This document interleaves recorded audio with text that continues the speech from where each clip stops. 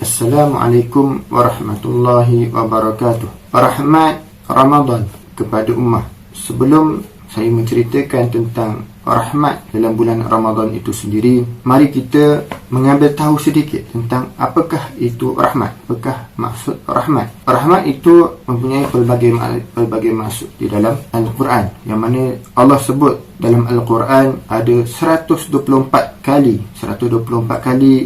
perkataan rahmat Allah sebut dalam Al-Quran, yang mana termasuklah perkataan rahmat di dalam kata kerja, fi'il, dan juga dalam isim, kata nama. Ada 124 kali di dalam Al-Quran, dan ada contoh-contohnya yang saya boleh bagi, antaranya di dalam surah Ali Imran ayat 132. Allah menyebut, a'udzu billahi minasyaitonir rajim, wa atii'ullaha war rasul la'allakum turhamun, yang maksudnya, dan taatlah kamu kepada Allah dan Rasulnya supaya kamu diberi rahmat. Di sini Allah menggunakan kata kerja, turhamun, kerana rahmat, turhamun. Yang kedua, contoh yang lain, Allah sebut di dalam surah Al-Qasas ayat 73, wa min rahmatihi ja'ala lakumul layla wan nahara litaskunu fihi wa litabtaghu min fadlihi wa la'allakum tashkurun. Maksudnya, dan di antara rahmat pemberiannya, ia menjadikan untuk kamu malam dan siang silih berganti, supaya kamu berehat padanya dan supaya kamu berusaha mencari rezeki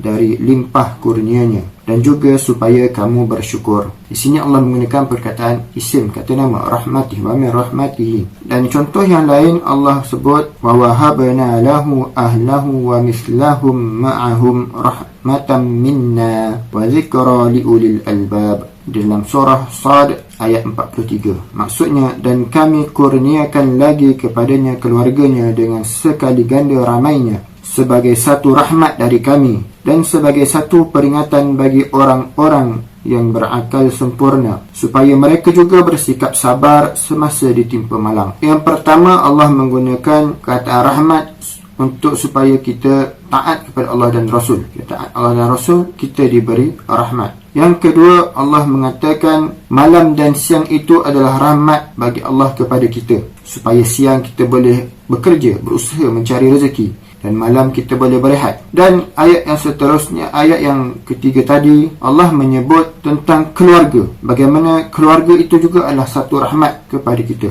yang mana secara kesimpulannya, maksud rahmat itu boleh dikatakan sebagai belas kasihan, kasih sayang, kurnia, berkat dan nikmat yang diberikan oleh Allah kepada makhluknya. Bagaimana untuk kita mengkhususkan lagi ialah dengan ayat yang pertama. Ayat yang pertama sendiri daripada surah di dalam Al-Quran, ayat mula-mula sekali, iaitu surah pertama di dalam Al-Quran adalah surah Al-Fatihah, yang mana ayat pertamanya adalah Bismillahirrahmanirrahim, dan yang mana kita juga disunatkan untuk sebelum melakukan apa-apa perkara yang baik, disunatkan sebelum tu kita baca Bismillah dahulu, baru kita buat apa-apa saja perkara tersebut. Yang mana perkataan Bismillahirrahmanirrahim, mula-mula ayat pertama Allah sebut, yang Allah nak menjelaskan bahawasanya sifat Ar-Rahman Ar-Rahim Allah, yang mana maksudnya kedua-duanya adalah rahmat.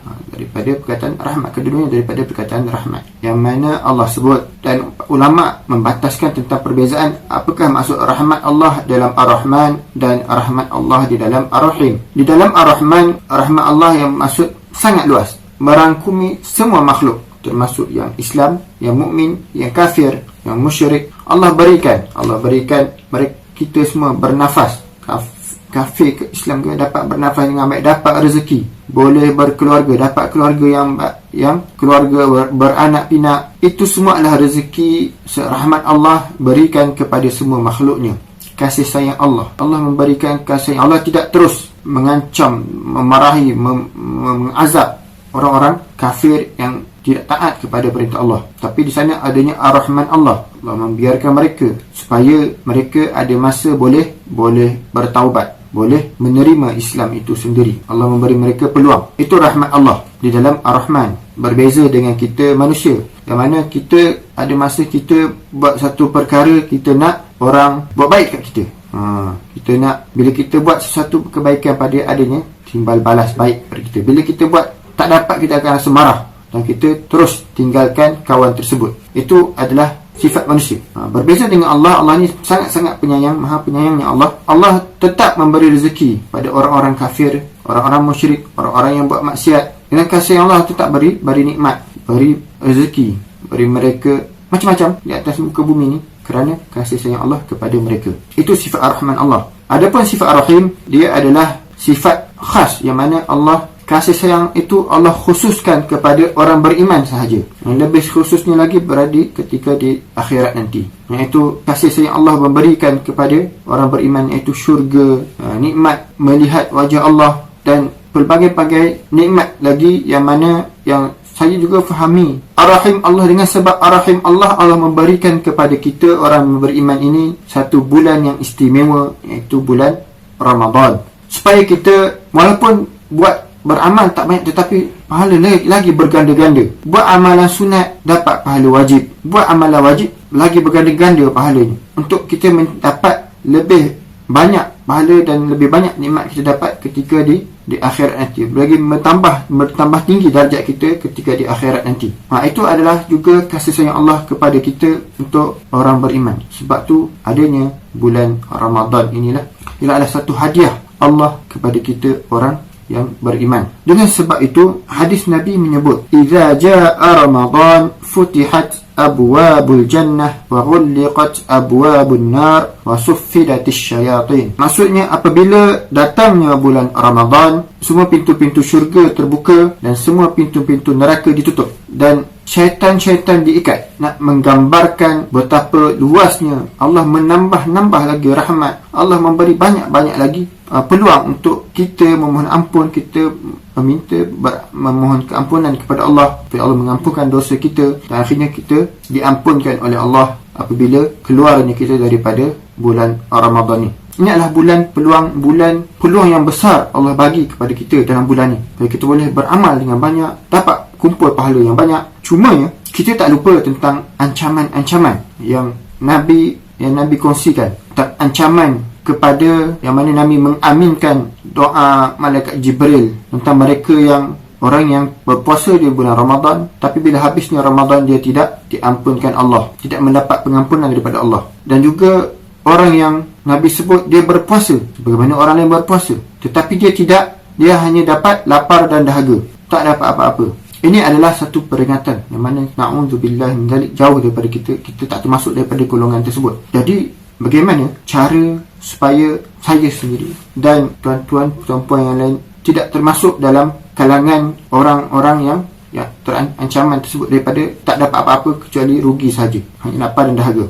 Yang boleh saya kongsikan ialah dengan bila masuk bulan Ramadan, yang mana sekarang dah masuknya, kita cuba usaha ambil satu amalan. Tak kisah apa-apa amalan, yang mana kita fikir satu saja, jangan banyak-banyak. Kita tak perlu banyak, sebab kalau banyak akhirnya kita akan putus asa dan tinggalkan. Ambil satu saja dan kita cuba usaha beristiqamah, tetap teguh amalkan amalan tersebut dalam bulan Ramadan ni. Kekalkan amalan tersebut dan kekalkan juga walaupun dah tamat Ramadan, dah habis, dah masuk hari raya, dah masuk bulan-bulan seterusnya, satu amalan ni kita buat, kita cuba amalkan satu sahaja. Bagi semua ikut pada kemampuan individu sendiri, pada kita sendiri, saya sendiri, tuan-tuan, perempuan sendiri. Apa amalannya itu bergantung kepada individu. Tapi contoh, saya boleh bagi contoh. Amalan kita mungkin sebelum ni kita jarang baca Quran, kemudian kita nak cuba mengamalkan satu hari. Kita bagi amalan pendek, mudah. Satu hari satu muka surat, baca Al-Quran satu muka surat,